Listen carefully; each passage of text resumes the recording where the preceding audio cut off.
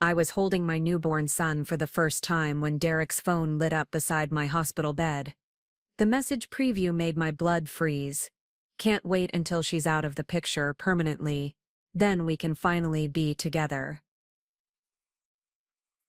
The sender, Vanessa Cole, his supposed business client, in that moment, cradling my 3-hour-old baby while still recovering from major surgery, I realized my entire marriage had been built on lies. Before we jump back in, tell us where you're tuning from, and if this story touches you, make sure you're subscribed, because tomorrow I've saved something extra special for you. The epidural was wearing off as I watched Derek pace the hallway outside my recovery room at Millbrook General Medical Center.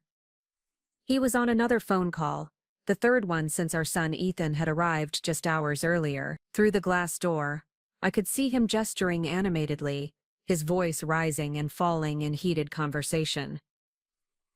The nurses kept glancing his way with disapproving looks, but Derek seemed oblivious to their silent criticism.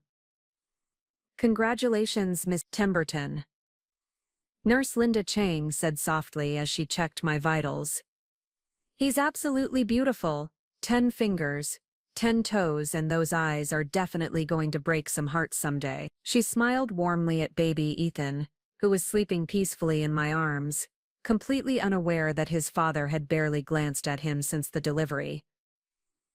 I tried to smile back, but exhaustion weighed heavily on my shoulders. The C-section had been unexpected after 18 hours of difficult labor, and my body felt like it had been split in half. Derek had been supportive during the surgery, holding my hand and whispering reassurances, but the moment Ethan was safely delivered, his attention seemed to drift elsewhere. Phone calls became more important than skin-to-skin contact with his newborn son. "Is he always this busy with work?" Linda asked gently, nodding toward Derek through the window. Her tone was carefully neutral, but I caught the underlying concern. "Real estate never sleeps," I replied automatically, repeating Derek's favorite excuse. "Big deal. Closing this week." The words felt hollow as they left my mouth. Every milestone in our relationship had been overshadowed by some urgent business matter. Our wedding day, our honeymoon, my pregnancy announcements. Even the baby shower had been interrupted by supposedly critical phone calls from clients or his business partner Marcus. Derek finally ended his call and stepped back into the room, his expression shifting to what I'd learned to recognize as his public face. Concerned husband, devoted father-to-be, successful businessman juggling important responsibility. "Sorry about that, honey," he said, reaching down to briefly touch Ethan's tiny hand. Marcus needed to discuss the Riverside property. "You know how these investors get when they're nervous." I nodded, too tired to question why property investors would be calling at 9 o'clock at night when their new grandson had just been born. Derek's phone buzzed again, and I saw his jaw tighten as he glanced at the screen. "I need to step out for just a minute," he said, already moving toward the door. "This client has been having second thoughts about the downtown purchase.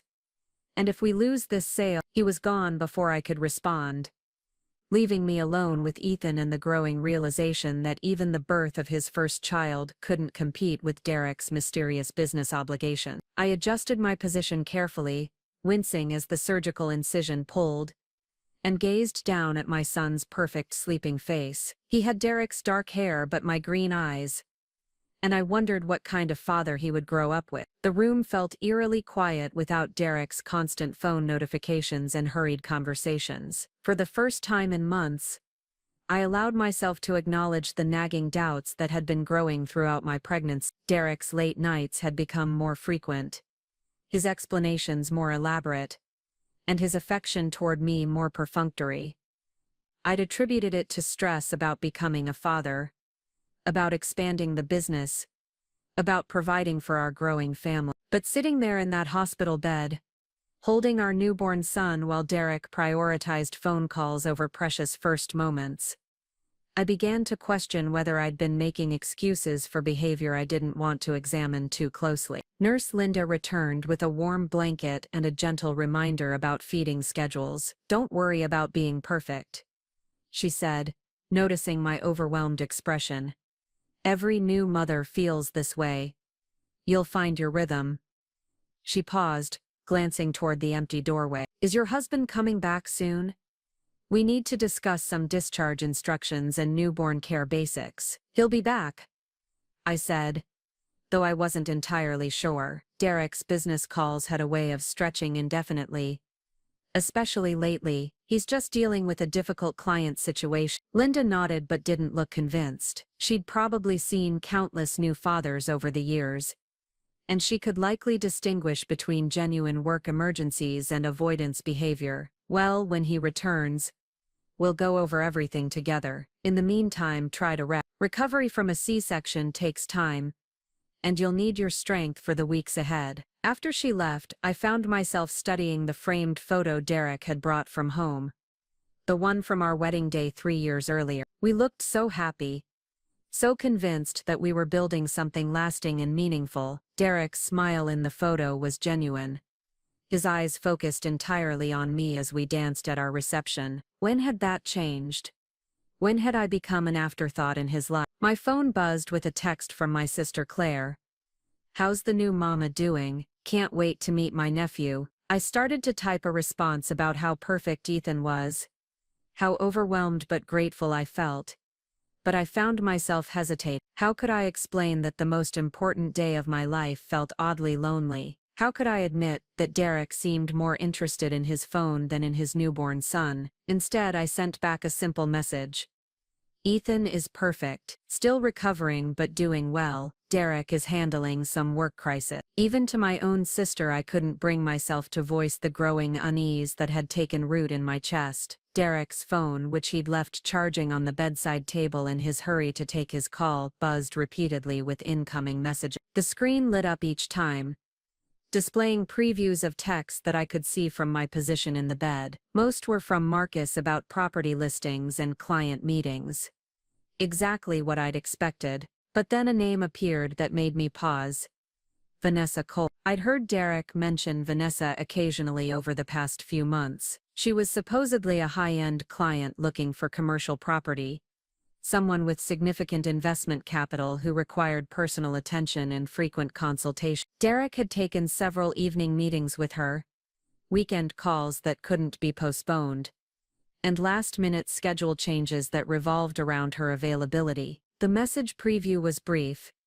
Thinking of you during this difficult time. The birth of his son was a difficult time. I stared at the phone screen until it went dark, telling myself I was reading too much into a simple client message. Perhaps she'd heard about the baby and was acknowledging that new parenthood could be challenged. Perhaps she was referring to the stress of balancing new family responsibilities with business obligations. But something about the tone felt wrong, too intimate for a client relationship. In 3 years of marriage, I'd never received messages from Derek's other clients, and he'd never mentioned them requiring emotional support during personal milestones. Real estate transactions were business arrangements, not relationships that warranted personal sympathy during family events. I was still staring at Derek's phone when he returned, his expression slightly flustered. Sorry that took so long, he said, immediately reaching for his phone and slipping it into his pocket without checking his message. The Riverside deal is getting complicated,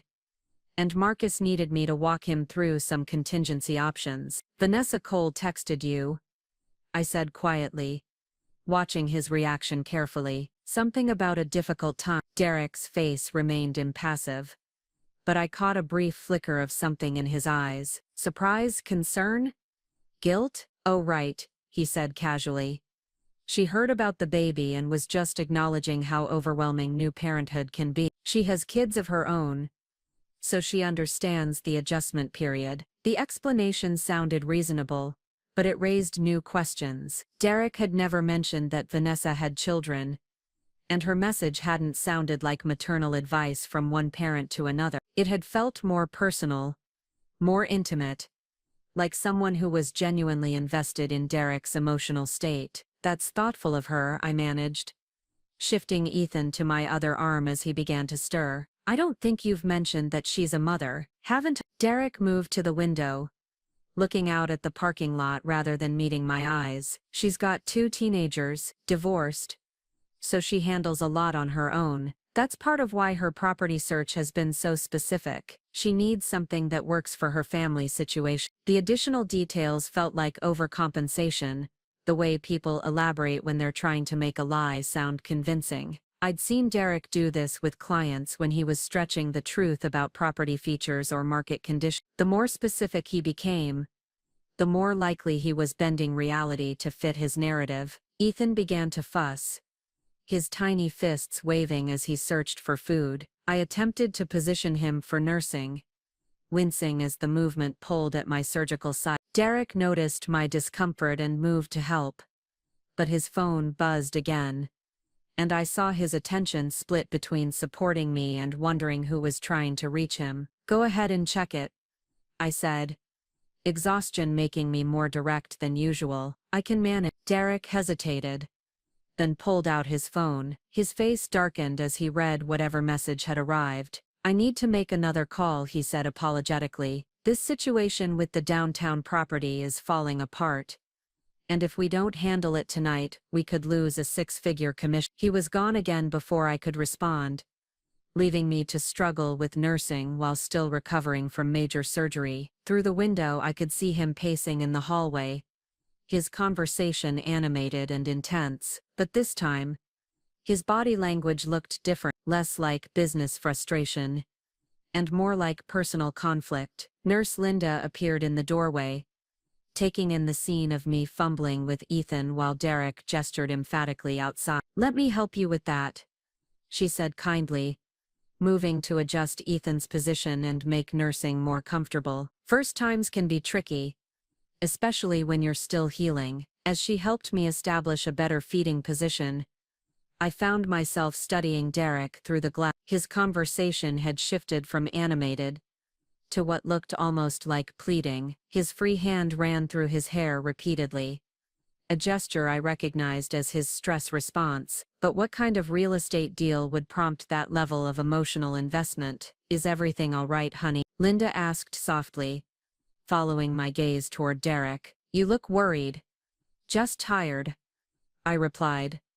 But we both knew that wasn't the whole truth. "Everything feels overwhelming right now." Linda nodded understandingly. "The first few days after delivery can be emotionally intense, even under the best circumstances. Your hormones are adjusting, you're learning to care for a newborn, and you're recovering from surgery. It's completely normal to feel uncertain about things." Her kindness almost brought tears to my eyes. I wanted to confide in her about my growing suspicions, about the phone calls and the mysterious client, and the feeling that Derek was emotionally absent during what should have been the most important moment of our lives together. But how could I voice such doubts when I had no proof?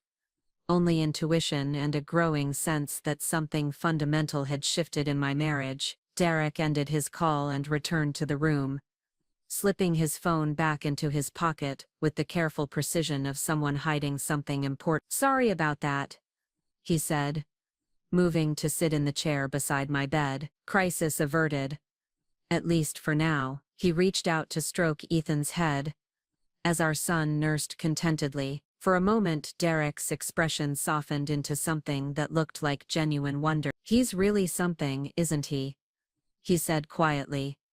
"I can't believe we made him." The tenderness in his voice reminded me of the man I'd fallen in love with, the one who used to prioritize our relationship over everything else. I wanted to hold on to that moment, to believe that becoming a father would restore Derek's focus to our family. But even as he gazed at our son, I could see part of his attention elsewhere, probably wondering when his phone would buzz again with another urgent message. "Derek," I said carefully, "after we go home, do you think you could take some time off? Maybe just a few days to help us settle in and bond as a family?" His jaw tightened almost imperceptibly. "I wish I could, but this downtown deal is at a critical stage. Marcus can handle most of the routine stuff, but the investors specifically requested that I manage their concerns personally. If we lose this contract, it could set the business back by months." The excuse sounded rehearsed, like he'd been preparing for this conversation. "What about family leave? Don't you have some flexibility for when your son is born?" Of course I do, he said quickly. I'm planning to work from home as much as possible. And I'll definitely be around for the important stuff. But you know how real estate works. Clients don't pause their timelines because we have personal milestones. I nodded. But his words felt hollow. In the 3 years I'd known Derek professionally, he'd never hesitated to delegate responsibilities when it suited him. He'd taken long weekends for golf trips, extended client dinners that turned into social events, and business conferences that seemed more like vacation. The idea that he couldn't step back for a few days after his son's birth suggested that whatever was demanding his attention wasn't standard business. Ethan finished nursing and settled back into sleep, his tiny body warm and trusting against my chest. Looking down at him, I felt a fierce protectiveness that surprised me with its intensity. This little person deserved parents who were fully present, who prioritized his needs over external distraction. He deserved a father who saw his birth as the most important event in his life, not an inconvenience to be managed around business obligations. I love you both, Derek said, leaning over to kiss my forehead. I know this isn't ideal timing with everything happening at work, but once this deal closes, things will calm down. I promise. I wanted to believe him, but Derek's promises had become increasingly unreliable over the past year. There was always another deal, another crisis, another client who required his immediate and personal attention. Preparing and narrating this story took us a lot of time, so if you are enjoying it, subscribe to our channel. It means a lot to us. Now back to the story. The pattern had become so consistent that I'd stopped expecting him to follow through on commitments related to our relationship. As visiting hours ended and Derek prepared to leave for the night, he gathered his things with the efficiency of someone eager to be elsewhere. I'll be back first thing in the morning, he said, giving Ethan one last gentle touch. Try to get some rest, and call me if you need anything at all. After he left, the room felt both more peaceful and more lonely. Ethan slept beside me in his hospital bassinet, his breathing steady and reassuring. I found myself staring at the ceiling, replaying every conversation and interaction from the day, searching for clues about what Derek was really doing when he stepped away for those urgent phone calls. The doubt that had been growing throughout my pregnancy crystallized into something sharper and more uncomfortable. I'd been making excuses for Derek's behavior because I wanted to believe in our marriage, because I didn't want to acknowledge that the man I'd chosen to father my children might be deceiving me in fundamental ways. But lying there in that hospital bed, holding my newborn son while his father prioritized mysterious phone calls over bonding time, I realized I needed to know the truth. Whatever Derek was hiding, whatever was demanding so much of his attention and emotional energy, I deserved to understand what was happening in my own marriage. The night stretched ahead of me, filled with feeding schedules and recovery discomfort and the weight of questions I wasn't sure I wanted answered. But for the first time in months, I felt something besides confusion and self-doubt. I felt determined to protect my son and myself, whatever that might require. Tomorrow, I decided, I would start paying closer attention to Derek's phone calls and excuses. Tomorrow, I would stop making assumptions about his faithfulness and start looking for evidence of what was really demanding his time and energy. Tomorrow, I would begin the process of discovering whether my marriage was worth fighting for, or whether I needed to prepare for a very different future than the one I'd imagined. The discharge from Millbrook General came sooner than expected. Dr. Martinez cleared me to go home after just 2 days, praising my recovery progress and Ethan's excellent health markers. Derek arrived that morning with an oversized bouquet of roses and an apologetic smile, explaining that he'd been tied up with emergency client meetings, but was now completely focused on bringing his family home. As we gathered our belongings, Derek's phone remained conspicuously silent. No urgent calls, no frantic text messages, no crisis that required his immediate attention. The sudden calm in his professional life felt almost theatrical, as if he'd deliberately cleared his schedule to play the role of devoted husband and father for the hospital staff and discharge process. Vanessa understood that family comes first, Derek explained when I commented on the unusual quiet from his business contacts. She agreed to postpone our property viewing until next week, so I could focus on getting you and Ethan settled at home. The casual mention of postponed meetings with Vanessa sent a chill through me. Why would a client need to understand about family priorities unless their relationship had crossed professional boundaries? In 3 years of Derek's real estate career, I'd never heard him discuss his personal life with clients or seek their permission to prioritize family events. Our house on Oak Ridge felt different when we walked through the front door. The same furniture, the same photographs, the same carefully chosen paint colors that Derek and I had selected together when we'd bought the place 2 years earlier. But something fundamental had shifted during my brief hospital stay, as if the foundation of trust that made this space feel like home had developed invisible cracks. Derek carried Ethan's car seat into the living room with ceremonial care, setting it down gently and stepping back to admire his sleeping son. "Home sweet home," he said, wrapping his arms around me from behind. "Our little family finally together where we belong." I leaned into his embrace, wanting desperately to feel the security and love that his words promised, but my body remained tense, hyper-aware of the phone in his pocket, and the questions that had taken root during those long hospital hours. When Derek's arms tightened around me, I found myself wondering if he was holding me or restraining me, protecting our intimacy or preventing me from looking too closely at the spaces between his words. The first week home established a routine that felt both familiar and strange. Derek worked from his home office during the day, emerging periodically to check on Ethan and me, bringing coffee and asking about feeding schedules with the careful attention of someone following a script. His phone calls continued, but they were shorter and conducted behind the closed door of his office, making it impossible for me to gauge their content or urgency. Every evening, Derek helped with dinner and baby care with the dedication of a man determined to prove his commitment to fatherhood. He changed diapers without complaint, took the late-night feeding shifts that allowed me to recover from surgery, and spoke to Ethan in the gentle tones of someone genuinely enchanted by his son.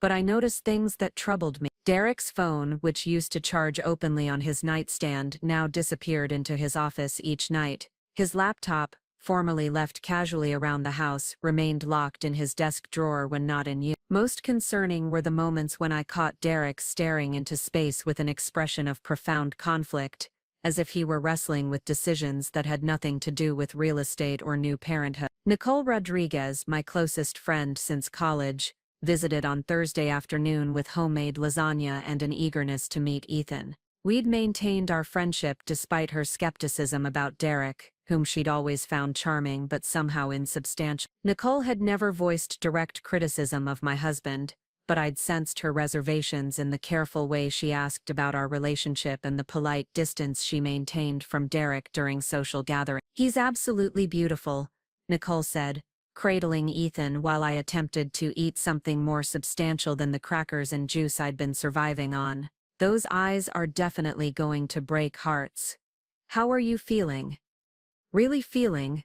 Not the public answer. I hesitated, stirring my soup while considering how much of my growing unease I could share without sounding paranoid or ungrateful. "Overwhelmed," I finally admitted. "Everything feels different since the hospital. Derek's been helpful, but something seems off. I can't put my finger on it." Nicole nodded thoughtfully, shifting Ethan to her shoulder as he began to fuss. "Different how? Is he struggling with the adjustment to fatherhood?" "Maybe," I said, though that explanation didn't capture the specific nature of my concern. "He's been very attentive to Ethan and me, but it feels performative somehow, like he's checking boxes on a list rather than responding naturally to his new role as a father. Have you tried talking to him about it? How do I bring up a feel? How do I tell him that his helpfulness feels calculated without sounding crazy?" I set down my spoon, appetite disappearing as I voiced my fears aloud. "Maybe I'm just hormonal and reading too much into normal behavior." Nicole studied my face with the intensity of someone who'd known me long enough to recognize when I was minimizing my own perceptions. "Rachel, you're one of the most intuitive people I know. If something feels wrong, it probably is. Trust your instincts, especially when it comes to protecting yourself and Ethan." Her validation gave me permission to acknowledge what I'd been trying to dismiss. The discrepancies in Derek's behavior weren't imaginary or hormone-induced. They were real patterns that deserved investigation, not rationalization. That evening, After Derek had retreated to his office for what he described as urgent contract review, I found myself standing outside his door listening to his muffled phone conversation. The tone was different from his usual business calls, more intimate and emotionally charged. I caught fragments through the heavy wood. "Can't keep doing this." And "she's starting to ask questions." And most disturbing, "never meant for it to go this far." When the conversation ended and Derek emerged from his office, his face was flushed and his hands trembling slightly. He avoided eye contact as he announced his intention to take a shower, disappearing upstairs without the usual kiss or inquiry about my evening. I stood in the hallway for several minutes after his footsteps faded, my heart pounding with the implications of what I'd overheard. The pronoun she in Derek's conversation could only refer to me, which meant his mysterious phone calls were at least partially about our relationship. Someone was advising him on how to handle my suspicions, which suggested there was something significant to hide. Sleep eluded me that night. Derek lay beside me with the steady breathing of someone genuinely exhausted, but I found myself studying his profile in the dim light from Ethan's nightlight, wondering how well I actually knew the man I'd married. We'd dated for 2 years before getting engaged, lived together for another year before the wedding, and I'd believed I understood his character and values, but people were capable of compartmentalizing their lives in ways that could hide entire personalities from those closest to them. Friday morning brought an opportunity I hadn't expected. Derek announced over breakfast that he needed to drive to Portland for an emergency client meeting.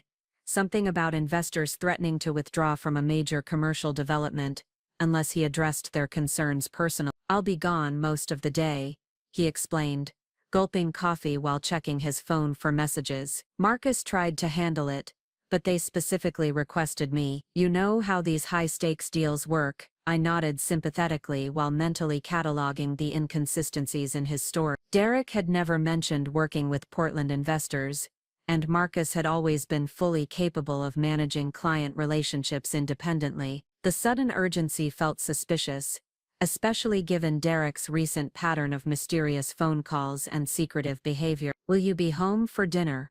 I asked, testing whether he'd commit to a specific timeline. "Probably not until late," Derek replied, avoiding my eyes as he gathered his briefcase and jacket. "These investor meetings can drag on for hours, especially when they're nervous about market conditions." "Don't wait up for me." After Derek left, I spent an hour feeding Ethan and getting him settled for his morning nap. The house felt different with Derek's absence, more honest somehow, as if the walls themselves could relax when they weren't required to maintain his carefully constructed facade. I found myself drawn to Derek's home office, a space I'd rarely entered during our marriage. Derek had always characterized it as boring and cluttered, filled with contracts and property listings that would be of no interest to me. But standing in the doorway, I realized his description had been designed to discourage curiosity rather than accurately represent the room's content. The office was meticulously organized, with file cabinets labeled by project and client, a computer system that looked more sophisticated than necessary for basic real estate transactions, and a second phone line that Derek had never mentioned. Everything was locked or password protected, suggesting a level of security that seemed excessive for routine business activities. Derek's desk drawers were secured with a small combination lock, the kind used for gym lockers or travel luggage. I'd never noticed it before because Derek always kept his office door closed when he wasn't working. The locked drawers felt like a deliberate barrier, a way of ensuring that even someone with access to his home office couldn't examine his most private document. I was about to leave the office when I noticed Derek's backup phone charger plugged into an outlet behind his desk. Attached to it was a phone I'd never seen before, a basic model that looked designed for temporary or secondary use. The screen was dark, but when I pressed the power button, it illuminated to show dozens of unread text messages. My hands trembled as I scrolled through the message preview screen. Most were from Vanessa Cole, but the content was nothing like business correspondence. "Missing you already," read one from earlier that morning.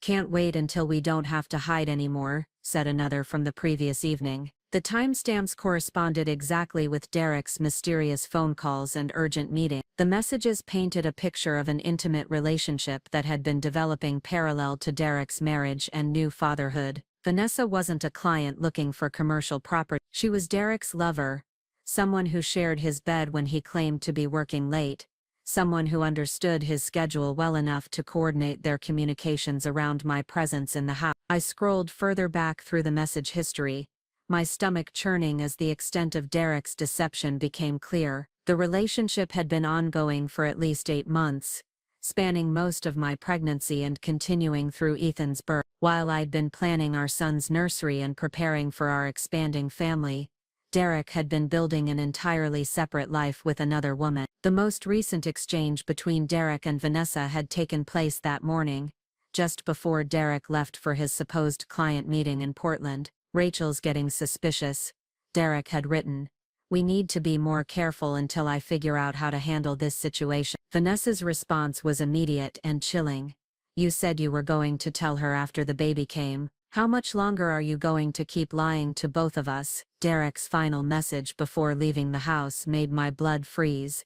"Give me a few more weeks to figure out the best approach. Rachel's still recovering from surgery, and I don't want to destabilize things while she's vulnerable. After that we can move forward with our plans." I set the phone down with shaking hands, my mind reeling from the implications of what I'd discovered. Derek wasn't just having an affair. He was planning to leave me, possibly taking our newborn son away from me, while I was still physically and emotionally vulnerable from childbirth. The timing suggested calculation rather than passion, a deliberate strategy to maximize his advantage while minimizing my ability to respond effectively. The sound of Ethan crying from his nursery snapped me back to immediate reality. I quickly returned Derek's secret phone to its charger and left his office, closing the door behind me with the same careful precision I'd observed when Derek entered and exited that space. As I lifted Ethan from his crib and settled into the rocking chair for his feeding, my mind raced with questions about how to proceed. I had evidence of Derek's infidelity and his plans to end our marriage,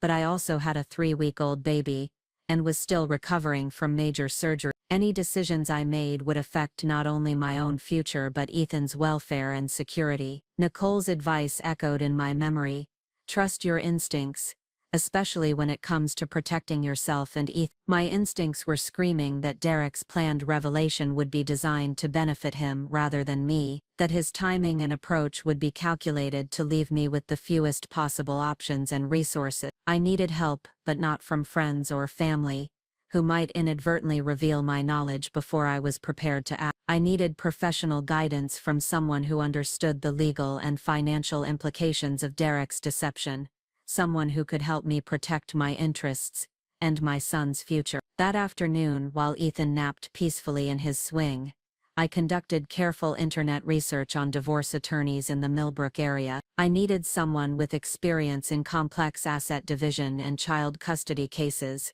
someone who wouldn't be intimidated by Derek's business connections or persuasive personality. Jonathan Hayes emerged as the most promising option. His law firm specialized in family law with particular expertise in cases involving business assets and parental rights. The reviews praised his thoroughness and discretion, qualities that seemed essential given the delicate nature of my situation. I made an appointment for the following Monday, using my maiden name and explaining that I needed a confidential consultation regarding a potential divorce. The receptionist assured me that initial consultations were privileged communications, even if I ultimately decided not to retain their services. The weekend stretched ahead of me like a minefield. Derek would return from his supposed business trip expecting to find me recuperating quietly while he continued his double life. I would have to maintain the facade of ignorance while protecting myself and Ethan from whatever disruption Derek was planning. For the first time since Ethan's birth, I felt something other than confusion and self-doubt.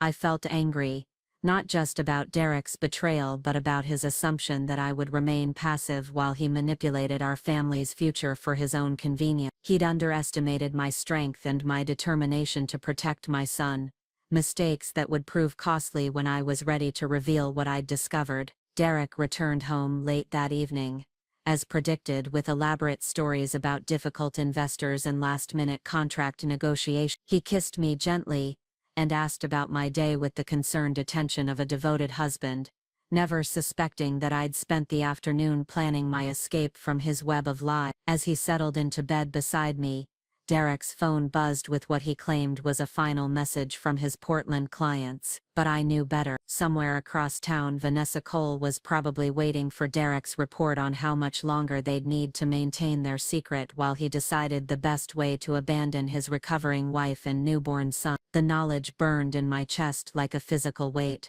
but I forced myself to breathe steadily and maintain the appearance of sleep. Monday couldn't come soon enough. Monday morning arrived with deceptive normalcy. Derek prepared for work with his usual efficiency, kissing Ethan's forehead and promising to be home early for dinner. His performance as the dedicated family man had become so polished that I wondered if he'd begun to believe his own act. As he gathered his briefcase and car keys, I maintained my own facade of the recovering new mother, grateful for his support and looking forward to his return. The moment Derek's car disappeared around the corner, I began preparing for my appointment with Jonathan Hayes. Claire had agreed to watch Ethan for a few hours, believing I needed time for a routine postpartum checkup.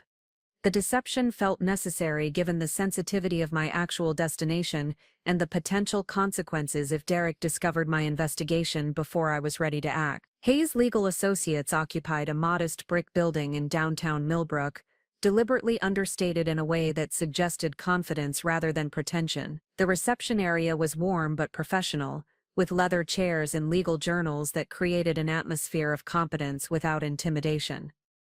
Jonathan Hayes himself matched his office perfectly. A man in his early 50s with silver-touched hair and intelligent eyes that seemed to evaluate everything without making judgments. He wore a charcoal suit that had clearly been tailored but wasn't ostentatious, projecting the kind of quiet authority that came from years of handling sensitive family matters. "Mrs. Watson," he said, using the maiden name I'd provided when making the appointment, "please, have a seat. I understand you're interested in discussing some family law matters." I settled into the chair across from his desk, suddenly aware of how surreal this moment felt. 3 weeks ago, I'd been planning a nursery and preparing for the joy of new motherhood. Now I was consulting a divorce attorney about protecting myself from the man I'd chosen to father my child. "I need to ask about confidentiality first," I began, my voice steadier than I'd expected. "If I share information with you today, even if I don't ultimately hire you, is that conversation protected?" "Absolutely," Hayes replied without hesitation. "Attorney-client privilege begins the moment you walk through that door seeking legal advice. Nothing you tell me today can be disclosed to anyone without your explicit permission, regardless of whether you decide to retain my services." The assurance gave me courage to continue. "My husband is having an affair. I have evidence of the relationship and text messages suggesting he's planning to leave me. We have a 3-week-old baby and I'm still recovering from a C-section. I need to understand my options before he makes his move." Hayes leaned forward slightly, his expression growing more focused. "Let's start with the basics. How long have you been married and what kind of assets are we discussing?" 3 years married, together for Derek owns a real estate business with a partner. We have a house in Oak Ridge with about $60,000 in equity, joint savings accounts and his business assets that I don't fully understand. I paused, realizing how little I actually knew about our financial situation. "He's always handled the business finances separately from our household expenses. That's not uncommon, but it can complicate divorce proceedings," Hayes noted, making brief notes on a legal pad. "Tell me about the evidence you mentioned. Text messages between your husband and the other woman." I described finding Derek's secret phone and the messages between him and Vanessa, including their discussions about timing his revelation to maximize his advantage while I was still vulnerable from surgery. Hayes listened without interruption, his expression growing more serious as I detailed the extent of Derek's deception. "The timing concerns me," Hayes said when I finished. "Oregon has equitable distribution laws, which means marital assets should be divided fairly regardless of fault. But if your husband is planning to present you with divorce papers while you're still recovering from surgery, he may be hoping you'll agree to unfavorable terms out of shock or emotional distress. What should I do?" "Several things, and we need to move quickly." Hayes pulled out a fresh legal pad and began outlining a strategy. "First, We need to secure copies of all financial documents before your husband realizes you're aware of his plan. Bank statements, business records, tax returns, investment accounts, anything that shows the true scope of your marital assets. How do I get business records? Derek keeps everything locked in his office. We'll discuss that. Second, we need to document the affair comprehensively. Those text messages you found are excellent evidence, but we need photographs of the messages, not just your testimony about what you read. Third, we need to consider whether your husband might attempt to hide assets or transfer money to accounts you can't access. The scope of what Hayes was suggesting felt overwhelming. This sounds like I'm planning to wage war against my own husband. You're planning to protect yourself and your child from someone who's already waging war against you, Hayes corrected gently. Your husband has been deceiving you for months while planning to abandon you during your most vulnerable period. That's not the behavior of someone who has your best interests at heart. His blunt assessment stung because it forced me to confront the reality I'd been trying to minimize. Derek wasn't just having an affair or going through a midlife crisis. He was actively planning to destabilize my life while I was least equipped to defend myself. What about Ethan? Can Derek take him away from? Oregon courts prioritize the best interests of the child above all other considerations. A 3-week-old baby who's being breastfed will almost certainly remain with his mother, especially given your husband's apparent lack of involvement in daily childcare. But we need to document Derek's absence during crucial early bonding periods. Hayes spent the next hour outlining a comprehensive plan for protecting my interests. He recommended hiring a private investigator to document Derek's affair, gathering financial records to prevent asset hiding, and preparing divorce papers that could be filed immediately if Derek attempted to ambush me with his own legal action. I need to ask about fees, I said, realizing I had no idea how much this protection would cost or how I'd pay for it without Derek's knowledge. My retainer for a case like this is $5,000, with additional fees based on complexity and time involved. Hayes explained, given the circumstances, I'm willing to work with you on payment arrangements. We can also explore whether your husband's business assets might cover legal fees as part of the settlement. The financial commitment felt daunting, but the alternative of facing Derek's planned ambush without professional help seemed far more dangerous. I agreed to Hayes's representation and scheduled a follow-up meeting for later that week. Driving home from the law office, I felt a mixture of relief and terror. I'd taken the first concrete step toward protecting myself and Ethan, but I'd also crossed a line that would fundamentally change my marriage regardless of how events ultimately unfold. There would be no returning to ignorant trust, no pretending that Derek's deception was a temporary aberration that could be overcome with counseling and forgiveness. Claire was reading in the living room when I returned, with Ethan sleeping peacefully in his bouncer beside her chair. "How did your appointment go?" she asked, looking up from her book. "Fine," I replied, hoping my face didn't reveal the magnitude of what I'd just set in motion. "Everything's healing well. You look tired. Are you getting enough rest with the night feeding?" I nodded, though exhaustion was the least of my concerns. "Derek's been helpful, but it's still an adjustment." Claire studied my expression with the perceptiveness of an older sister who'd known me my entire life. "Rachel, is everything okay? You seem stressed about something beyond normal new mother worries." The temptation to confide in her was strong, but Hayes had emphasized the importance of discretion until I was ready to act. "Just overwhelmed," I said. "Everything feels so different now." That evening, Derek returned home with Chinese takeout and an apologetic explanation about another demanding client situation. He helped with Ethan's bath and bedtime routine with the attentiveness of someone determined to prove his commitment to fatherhood, never suspecting that I'd spent the day planning for his betrayal. As we ate dinner, Derek's phone remained face down on the table, silent for the first time in weeks. The unusual quiet felt ominous rather than reassuring, as if Derek had instructed Vanessa to maintain radio silence while he evaluated how much I suspected about their relationship. "I've been thinking," Derek said between bites of Kung Pao chicken. "Maybe we should plan a weekend getaway once you're feeling stronger. Just the three of us. Somewhere peaceful where we can focus on being a family." The suggestion sounded romantic and thoughtful, but I heard it differently now. Derek was laying groundwork for his revelation, creating positive memories that would make his eventual abandonment seem more tragic than calculated. Or perhaps he was planning to use a romantic weekend as the setting for his announcement, believing the change of scenery would make me more receptive to his plans. That sounds nice, I replied carefully. Where were you thinking?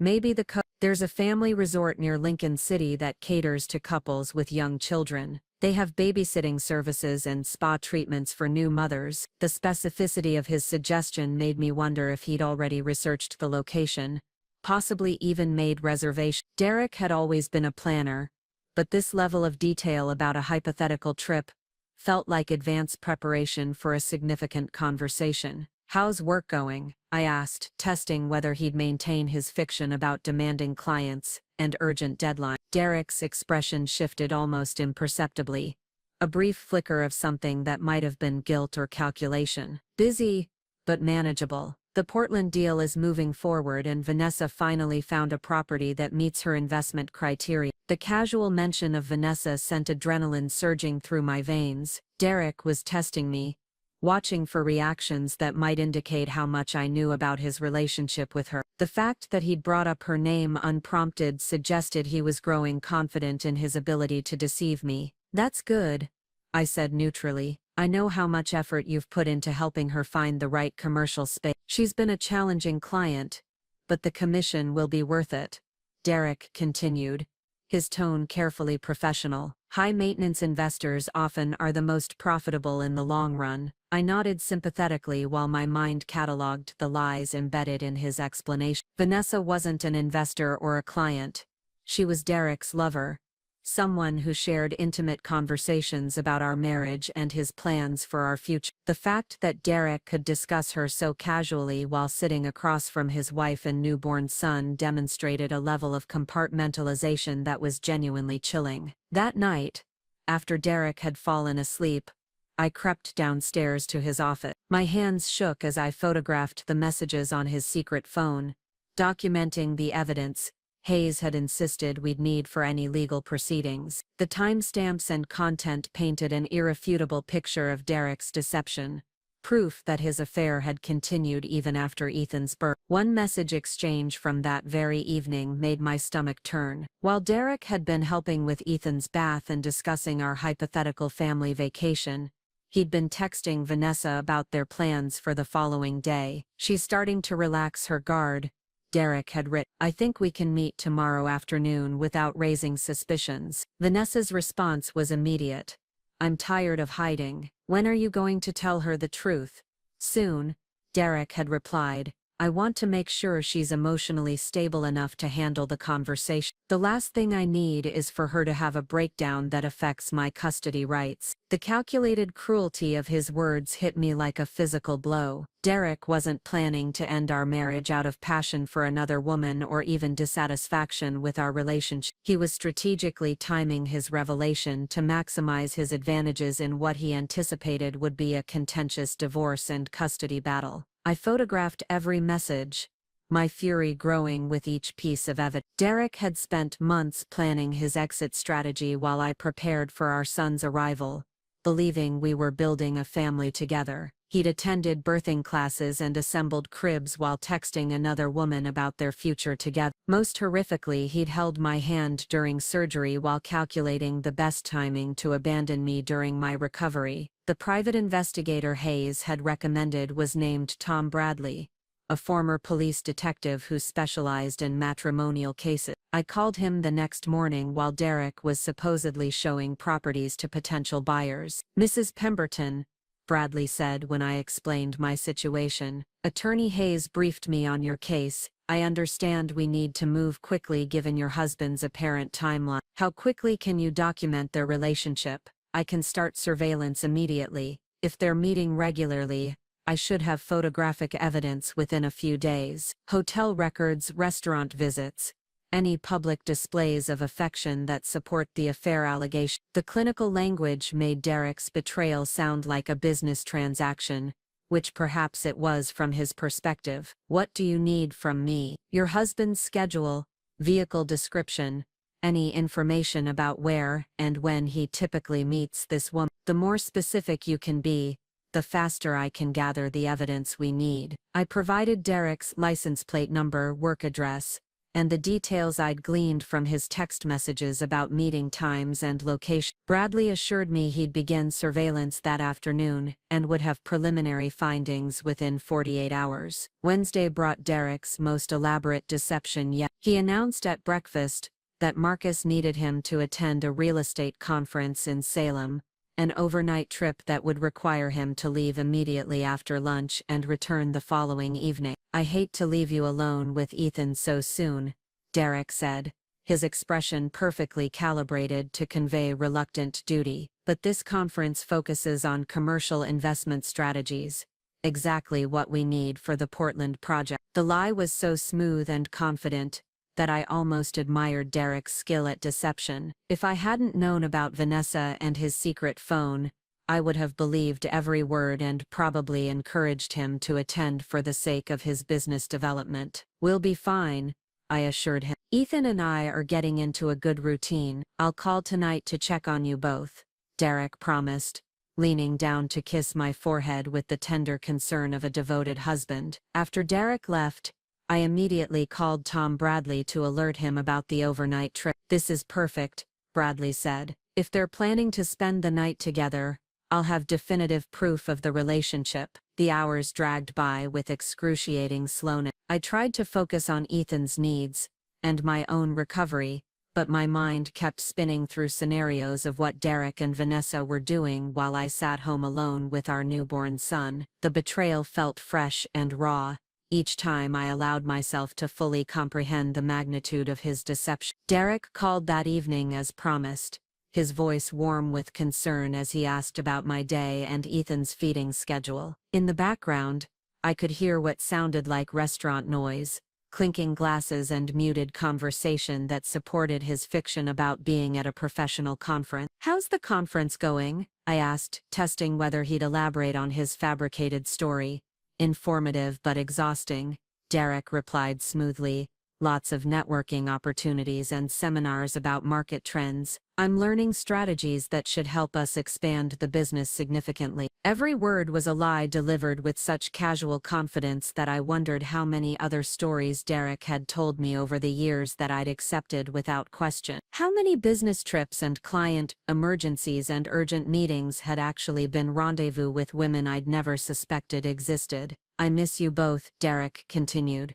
"Give Ethan an extra kiss from Daddy." The endearment made me feel physically ill. Derek was playing the role of the devoted father missing his family while he was actually spending the evening with his mistress, probably in some romantic restaurant planning their future together.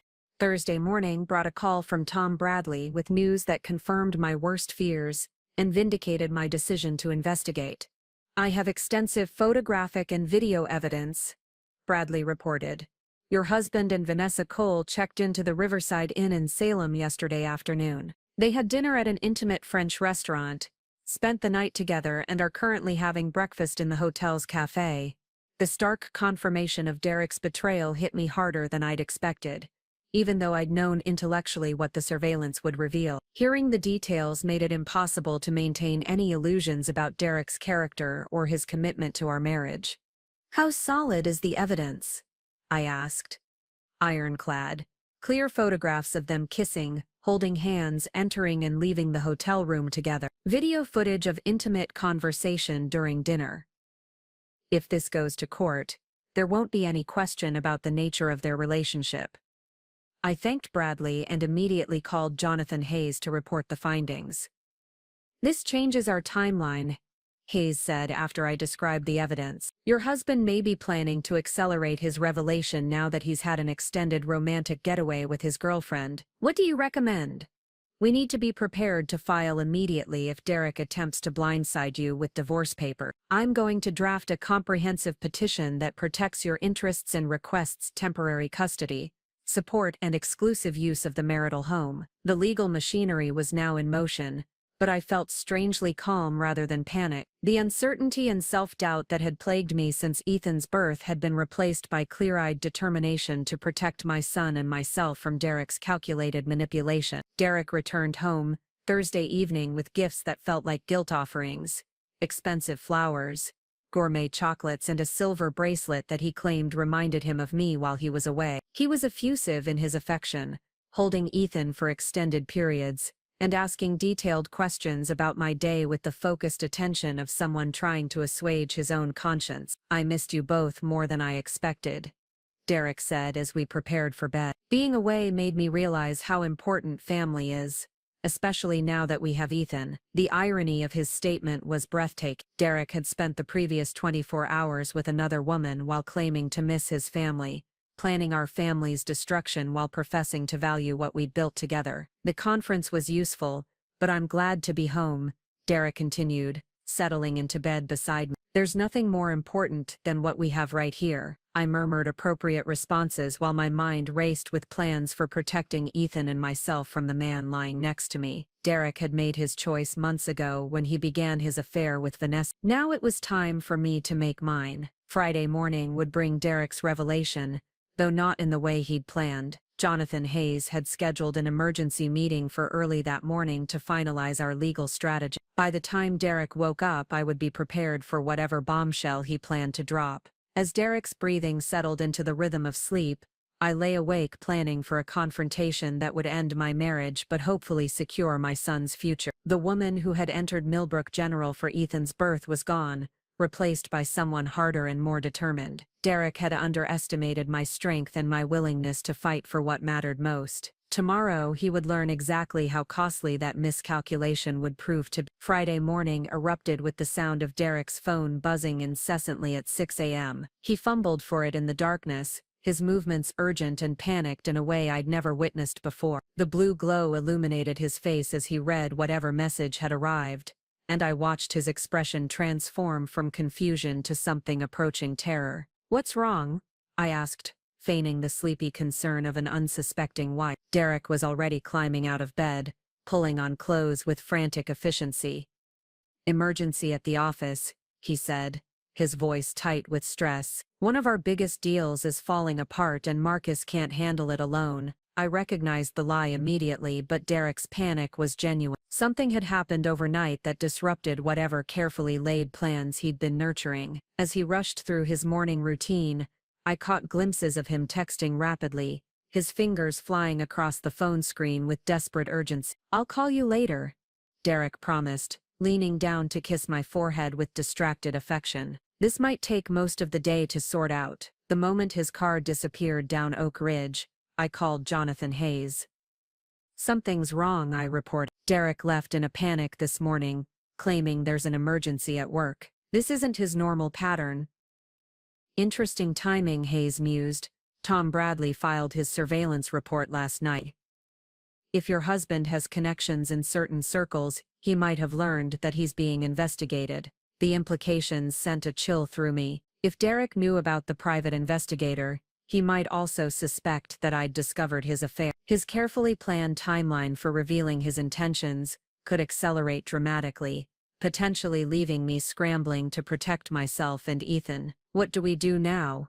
"We accelerate our own timeline," Hayes said decisively. "Can you meet me at my office in 2 hours? I want to have divorce papers ready to file by end of business today." I arranged for Claire to watch Ethan again, using the excuse of a follow-up medical appointment. The deception was becoming easier, though I hated lying to my sister about something so fundamental to my life. But secrecy felt essential until I understood exactly what Derek was planning and how quickly he intended to move. Hayes's office felt different during my second visit, charged with the energy of impending action rather than preliminary discussion. The attorney had clearly been working since early morning, with documents spread across his desk and multiple legal books open to specific statutes and precedent. "I've prepared comprehensive divorce papers that should protect your interests regardless of what your husband attempts," Hayes explained, guiding me through the thick stack of documents. "We're requesting temporary custody of Ethan, temporary spousal support, exclusive use of the marital home, and a restraining order preventing Derek from disposing of any marital assets." The scope of the legal protection felt both reassuring and terrifying. These papers would fundamentally alter my life and Ethan's future, setting in motion events that couldn't be undone or negotiated away. But the alternative of allowing Derek to control the timing and terms of our divorce seemed far more dangerous. What about his business asset? That's where things get complicated, Hayes admitted. Derek owns the real estate company in partnership with Marcus Sterling. We'll need forensic accounting to determine the true value of his business interests and whether he's been hiding income or transferring assets to protect them from division. The financial investigation would take months, Hayes explained, but he could request court orders to freeze business accounts and prevent Derek from liquidating assets while the case proceeded. The legal machinery was complex and expensive, but it offered the best chance of securing a fair settlement. There's something else we need to discuss, Hayes continued, his expression growing more serious. If Derek has been planning this divorce for months, he may have already begun moving money to accounts you can't access. We need to act immediately to protect whatever assets remain in joint accounts. The conversation felt surreal, like planning a military campaign against someone I'd shared a bed with for 3 years. But Derek's deception had been equally strategic, equally calculated to maximize his advantages while minimizing mine. I was simply responding to a war he'd already declared. I signed the divorce papers with a hand that trembled only slightly, authorizing Hayes to file them immediately if Derek attempted to serve me with his own legal document. The power to strike first felt like the only weapon I had against someone who'd been planning this battle for months while I remained oblivious to the conflict. Returning home, I found Derek's car in the driveway and lights on throughout the house. He'd returned from his supposed emergency much earlier than expected, another deviation from his usual patterns that suggested the morning's crisis had been resolved or was entirely fictional. Derek was sitting at the kitchen table when I entered, his expression unreadable and his posture unnaturally rigid.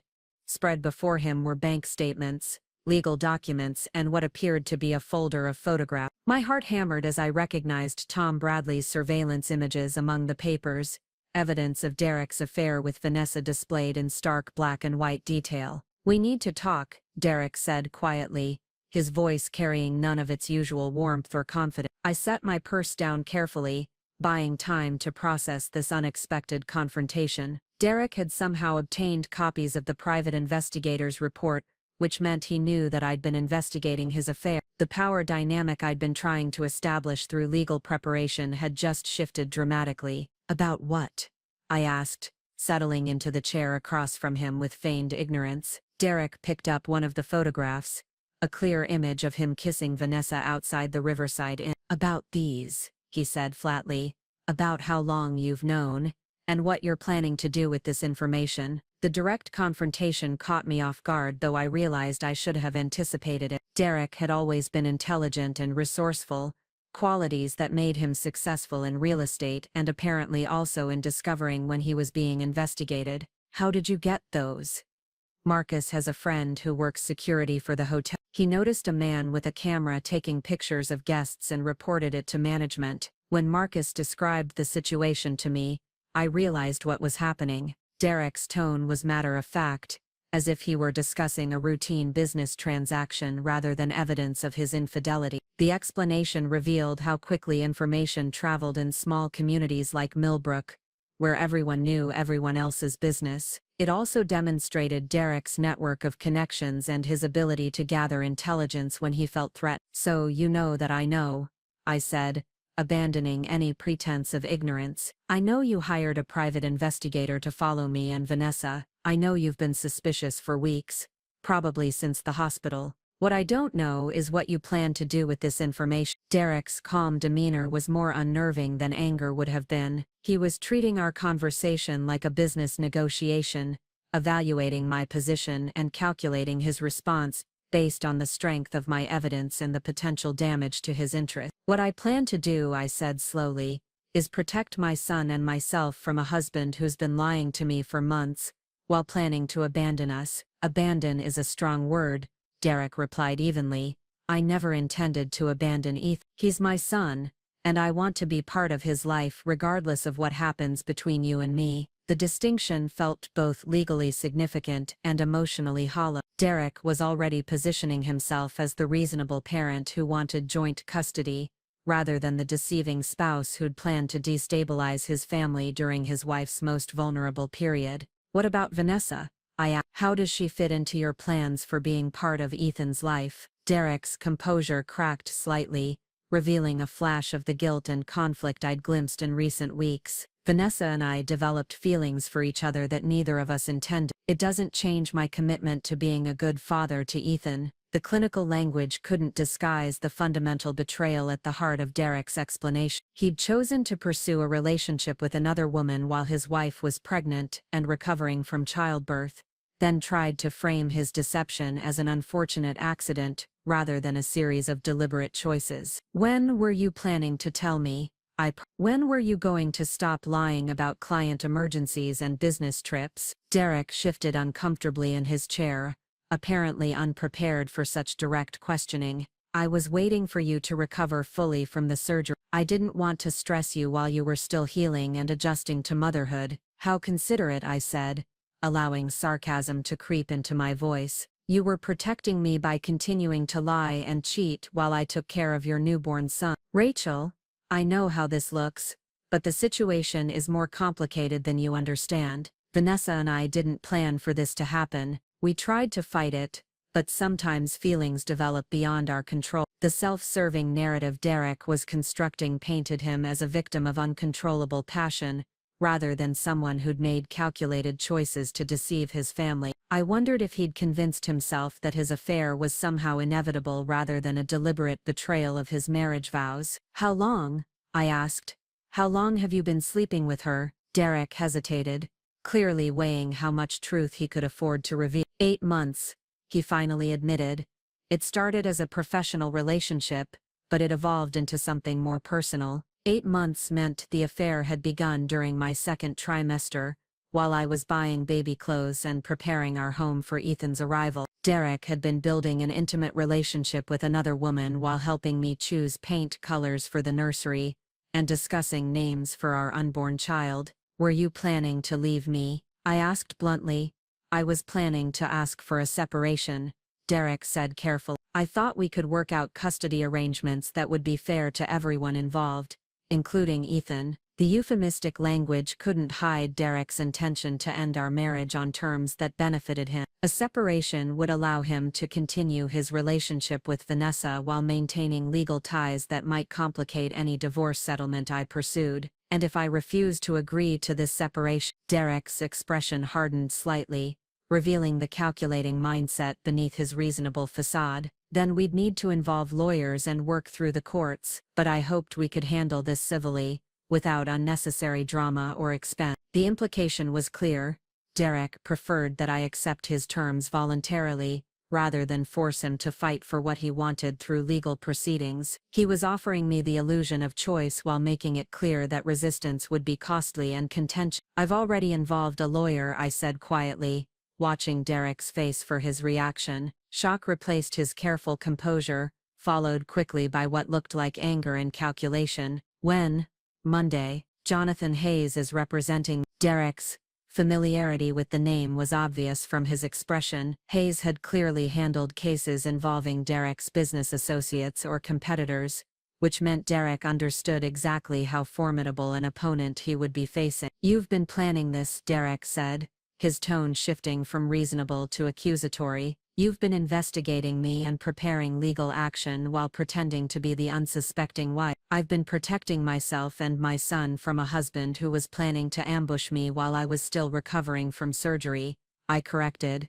Everything I've done has been in response to your deception. Derek stood abruptly, beginning to pace the kitchen with agitated energy. The calm negotiator was disappearing, replaced by someone who realized his carefully laid plans had been disrupted by an opponent he'd underestimated. What do you want, Rachel? What's your endgame here? The question revealed Derek's transactional approach to our marriage's dissolution. He was treating our relationship like a business deal that had gone bad, looking for ways to minimize his losses and maximize his advantages in the final settlement. I want primary custody of Ethan, child support that reflects your actual income, including business assets, and a fair division of all marital property, I said, reciting the demands Hayes had coached me to present. I also want you to move out of this house immediately. Derek's Pacing stopped abruptly. You can't kick me out of my own house. It's our house, and Hayes says I have grounds for exclusive use while the divorce is pending, especially given your affair and the fact that I'm the primary caregiver for a nursing infant. The legal terminology felt foreign in my mouth, but it had the desired effect of demonstrating that I'd received professional advice about my rights and options. Derek could no longer assume that I would accept whatever terms he chose to offer. "This is insane," Derek muttered, running his hands through his hair in the gesture I'd learned to recognize as his response to stress. "We can work this out reasonably without destroying each other in court. You destroyed our marriage when you decided to cheat on your pregnant wife," I replied firmly. "I'm just responding to choices you already made." Derek's phone buzzed with an incoming call, and I saw Vanessa's name on the screen. He declined the call immediately, but the interruption reminded both of us that there was a third person involved in this confrontation. Someone whose interests might not align perfectly with Derek's. "Does she know about this conversation?" I asked. "Does Vanessa know that you're being divorced and investigated?" "She knows the situation is complicated," Derek said evasively. "Does she know that you told her you were planning to leave me weeks ago, but you're now trying to negotiate a separation instead?" Derek's expression revealed that Vanessa might be applying her own pressure for Derek to finalize his divorce quickly. The other woman wanted their relationship to move out of the shadows, while Derek was discovering that extracting himself from his marriage would be more expensive and contentious than he'd anticipated. The balance of power in the room had shifted fundamentally from the beginning of our conversation. Derek had expected to confront me with evidence of my investigation and to negotiate from a position of strength. Instead, he was learning that I'd been preparing for this confrontation more thoroughly than he'd realized. "I want you to pack some clothes and stay somewhere else tonight," I said, pressing my advantage. "We can arrange a schedule for you to see Ethan, but I need space to think about what comes next." "You can't keep me from my son," Derek protested. "I'm not keeping you from Ethan. I'm asking you to respect my need for space while we figure out how to handle this situation. Unless you'd prefer that I call Jonathan Hayes and have him file for an emergency restraining order." The threat was mostly bluff, but Derek didn't know the limitations of what I could legally demand. His uncertainty worked in my favor, creating leverage I could use to establish boundaries while the formal legal process unfolded. Derek gathered some clothes and personal items with the mechanical efficiency of someone in shock. The confident man who'd been juggling 2 relationships for months had been replaced by someone who realized his control over the situation was slipping away. "This doesn't have to be adversarial, Rachel," Derek said as he prepared to leave. "We both want what's best for Ethan." "What's best for Ethan is honesty and stability," I replied. "2 things you've failed to provide." After Derek left, the house felt simultaneously empty and liberated. For the first time in weeks, I could relax without monitoring every phone call and text message, without analyzing Derek's expressions for signs of deception. The confrontation had been exhausting but necessary, establishing new ground rules for our interaction while the divorce proceeded. I called Jonathan Hayes to report the encounter and confirm that Derek now knew about my legal representation. "This actually works in our favor," Hayes assured me. "Now he knows you're serious about protecting your interests, which might make him more willing to negotiate reasonably rather than try to manipulate you." That evening, alone with Ethan in the house Derek and I had chosen together, I felt something I hadn't experienced since my son's birth. Peace. The uncertainty and self-doubt that had plagued me for weeks had been replaced by clear determination, and the knowledge that I was taking control of my own destiny. Derek's affair had ended our marriage, but it had also liberated me from the illusion that I needed to accept whatever treatment he chose to give me. I was no longer the passive victim of his deception, but an active participant in shaping my future and Ethan. The phone rang twice that evening with calls from Derek, but I let them go to voicemail. I wasn't ready for more negotiations or explanation. Tomorrow would bring new challenges and decisions, but tonight belonged to me and my son, free from the weight of Derek's lies and the exhausting effort of pretending I believed them. As I prepared for bed, I realized that the woman who had driven to the hospital in labor just 4 weeks earlier no longer existed. Derek's betrayal had forced me to become someone stronger, someone capable of fighting for what mattered most. The transformation was painful but necessary, And I was grateful for the strength I'd discovered within myself. Tomorrow would bring the next phase of our confrontation, but I was no longer afraid of Derek's plans or his attempts to manipulate the situation to his advantage. I had my own plans now, my own lawyer, and my own determination to build a better future for Ethan and myself. The divorce proceedings unfolded over 6 months with the methodical precision of a carefully orchestrated legal symphony. Derek's initial attempts at negotiation quickly dissolved into aggressive posturing when he realized I wouldn't accept the minimal settlement he'd originally envisioned. His team of attorneys, led by Portland's most expensive family law firm, painted me as a vindictive wife who was using our son as leverage for financial gain. Jonathan Hayes countered with devastating effectiveness, presenting evidence of Derek's systematic deception and asset concealment that painted a very different picture. The forensic accounting Hayes had commissioned revealed that Derek had been transferring business profits to hidden accounts for over a year, long before his affair with Vanessa had begun. The financial manipulation suggested premeditation that went far beyond a simple extramarital relationship. Your husband wasn't just planning to leave you, Hayes explained during one of our strategy meetings. He was planning to impoverish you in the process. These transfers weren't random business decisions. They were carefully calculated moves to protect his wealth from any future divorce settlement. The discovery of Derek's financial scheming transformed my anger into something colder and more focused. This wasn't just about infidelity or broken marriage vows. Derek had been systematically stealing from our family's future while I planned for our son's arrival, believing we were building security together. Vanessa Cole became an unexpected ally in my legal battle, though not by choice. When Derek's attorneys tried to minimize the significance of their relationship, claiming it was a brief indiscretion rather than a serious affair, Vanessa's own lawyer contacted Hayes with information that contradicted Derek's narrative. She's furious, Hayes reported after speaking with Vanessa's representation.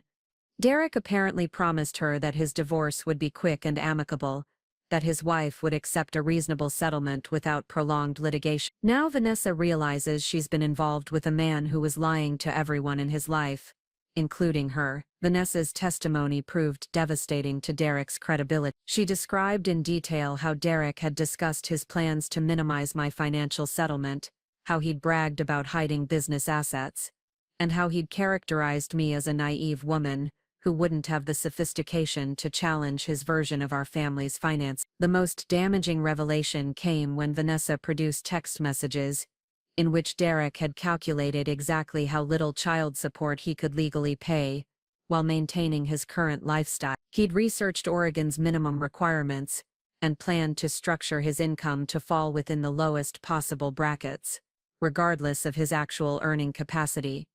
Derek's reaction to Vanessa's cooperation with my legal team was swift and vicious. He attempted to discredit her testimony by claiming she was a vindictive ex-lover, seeking revenge, but the evidence was too comprehensive and detailed to dismiss. Phone records, financial transactions, and email communications all supported her account of Derek's premeditated deception. The custody evaluation proved equally favorable to my case. Dr. Sandra Mitchell, the court-appointed child psychologist, spent weeks observing Derek's interactions with Ethan and documenting his involvement in our son's daily care. Her report noted Derek's superficial engagement with parenting responsibilities and his tendency to treat childcare as a performance rather than genuine nurturing. Mr. Pemberton demonstrates love for his son, but lacks understanding of infant developmental needs, Mitchell wrote in her official assessment.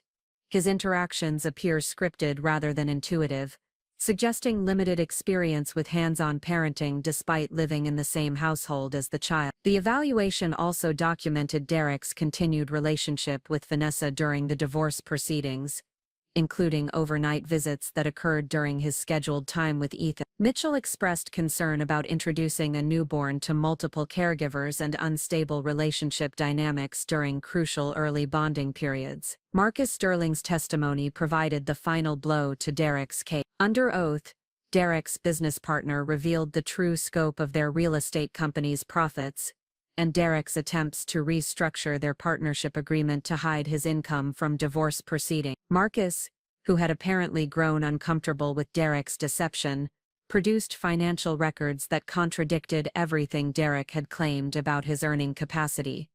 I told Derek this was wrong, Marcus testified during his deposition. I told him that hiding money from his wife while she was having his baby was morally bankrupt. But Derek said she wouldn't understand business finances and would accept whatever settlement he offered. The revelation of Derek's contempt for my intelligence and financial sophistication stung more than his infidelity. He'd assumed I was too naive or dependent to challenge his version of our family's assets, too grateful for any settlement to demand what I was legally entitled to receive. Judge Patricia Reynolds, who presided over our case, made her displeasure with Derek's behavior clear during the final hearing. This court has rarely seen such systematic deception in marital asset concealment, she stated from the bench. Mr. Pemberton's actions demonstrate a calculated disregard for his family's welfare that extends far beyond marital infidelity. The final settlement exceeded even Jonathan Hayes's optimistic projection. I received primary custody of Ethan with Derek granted supervised visitation until Ethan turned 3, after which more flexible arrangements could be reconsidered. The financial award included 65% of all marital assets, including Derek's share of the real estate business, plus monthly child support calculated on Derek's actual earning capacity rather than his declared income. Most significantly, Judge Reynolds ordered Derek to pay my legal fees and awarded me exclusive ownership of our Oak Ridge house. Mrs. Pemberton's legal expenses were necessitated by Mr. Pemberton's deliberate concealment of marital assets.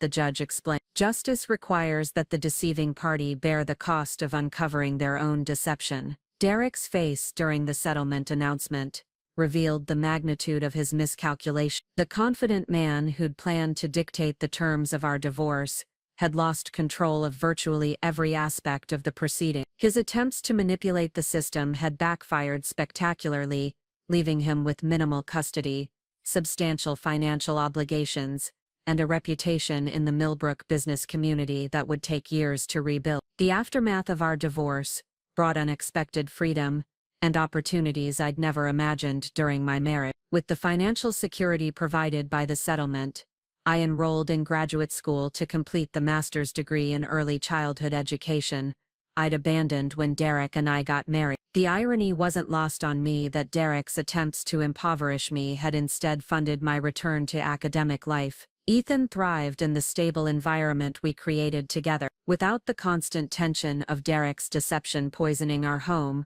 I found genuine joy in motherhood that had been impossible during those early weeks of confusion and betrayal. My son's personality began to emerge as we established routines based on his needs, rather than Derek's convenience. Derek's relationship with Vanessa disintegrated within months of our divorce finalization. The financial pressure of his settlement obligations, combined with the public humiliation of losing so decisively in court, apparently strained their connection beyond repair. Vanessa moved to Seattle for a new job, leaving Derek to rebuild his life alone in a community where everyone knew the details of his spectacular legal defeat. Marcus Sterling bought out Derek's share of their real estate business at court-ordered valuation, effectively ending Derek's career in Millbrook's tight-knit commercial community. Derek eventually moved to Eugene, where he took a sales position with a larger firm that offered anonymity along with significantly reduced income and status. My relationship with Claire deepened during the divorce proceedings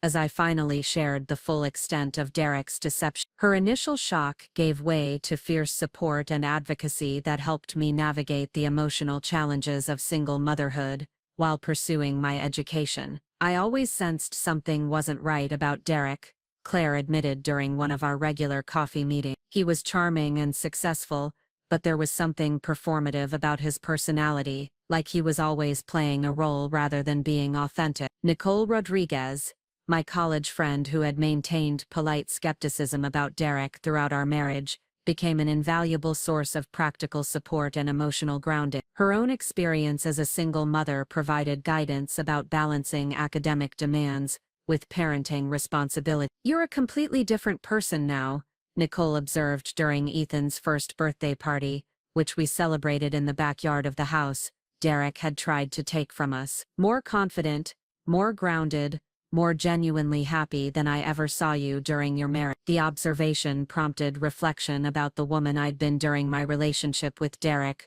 versus the person I'd become since his departure. Derek's manipulation had been so gradual and subtle that I hadn't recognized how it had diminished my sense of self-worth and independence. The strength I'd discovered during our legal battle had revealed capabilities I'd forgotten I possessed. My graduate program in early childhood education led to an internship at Millbrook's Community Child Care Center, working with families facing challenges similar to what Ethan and I had experienced. The position combined my professional interests with personal mission to support other mothers navigating difficult transitions. One afternoon, while organizing educational materials for a workshop on family financial literacy, I received an unexpected visitor. Derek appeared in the childcare center's lobby.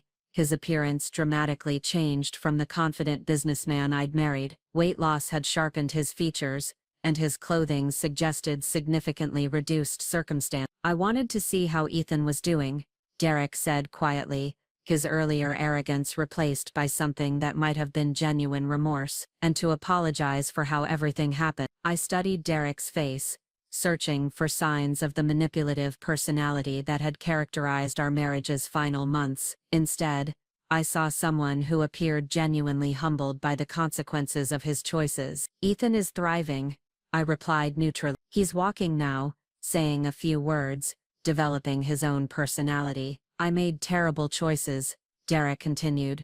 I hurt you and Ethan in ways that were inexcusable. I know I can't undo the damage, but I want you to know that I recognize how wrong I was. The apology felt sincere, but I'd learned to be skeptical of Derek's capacity for authentic communication. Too many conversations during our marriage had involved carefully constructed performances designed to achieve specific outcomes. Are you seeking increased visitation? I asked directly. No, Derek said quickly. I'm not ready to be the father Ethan deserves. Maybe someday, but right now I'm focused on rebuilding my life and understanding how I became someone capable of such deception. The admission surprised me with its apparent honesty. Derek had always struggled with accountability, preferring to blame circumstances or other people for his failures. This acknowledgement of personal responsibility seemed like genuine growth, though I remained cautious about trusting it completely. I hope you find what you're looking for, I said diplomatically. Ethan will always need a good father, whenever you're ready to be one. Derek nodded, and left without pressing for extended conversation or additional contact. The encounter felt like closure rather than the beginning of renewed conflict, though I remained vigilant about protecting the stability Ethan and I had worked so hard to establish. 2 years after our divorce, I graduated with my master's degree, and accepted a position as coordinator of family services at a regional nonprofit organization. The work involved developing programs for single mothers, financial literacy education, and legal advocacy support. My own experience with Derek's deception had prepared me to recognize similar patterns in other relationships, and help women protect themselves and their children. Ethan started preschool that fall confident and secure in ways that filled me with pride and gratitude. His vocabulary had expanded to include questions about why some children had daddies who lived with them while his daddy lived in a different city. I answered his questions honestly but age-appropriately, emphasizing that families came in many different configurations, and that the most important thing was being loved and safe. The house on Oak Ridge had been transformed from a space tainted by Derek's deception into a warm home filled with Ethan's artwork, my textbooks, and the comfortable clutter of a life being built with intention and authenticity. The mortgage payments, which had once seemed overwhelming, were easily manageable with my new salary and the child support Derek continued to pay with court-mandated regularity. On quiet evenings, after Ethan had been tucked into bed with stories and songs, I often reflected on the journey from that terrifying moment in the hospital when Derek's phone had revealed his betrayal. The woman who had discovered those text messages while recovering from surgery bore little resemblance to the person I'd become through the process of protecting my son and rebuilding my life. The transformation hadn't been easy or comfortable. Legal battles, financial uncertainty, and the emotional labor of single parenting had pushed me beyond limits I'd thought existed, but the strength I'd discovered in myself during those difficult months had become a permanent part of my character, a foundation of confidence that no future relationship could shake or undermine. Derek's deception had ended our marriage, but it had also liberated me from the illusion that security came from depending on someone else's choices rather than my own capability. The settlement money had funded my education, but the real wealth was the knowledge that I could protect my family and build the life I wanted through my own efforts and determination. Friends often asked if I regretted marrying Derek, given the pain his betrayal had caused, but I couldn't regret the relationship that had given me Ethan, whose presence filled every day with purpose and joy. Derek's lies had been devastating, but they had also revealed truths about my own strength that might have remained hidden in a marriage built on genuine trust and honesty. The phone that had started this journey,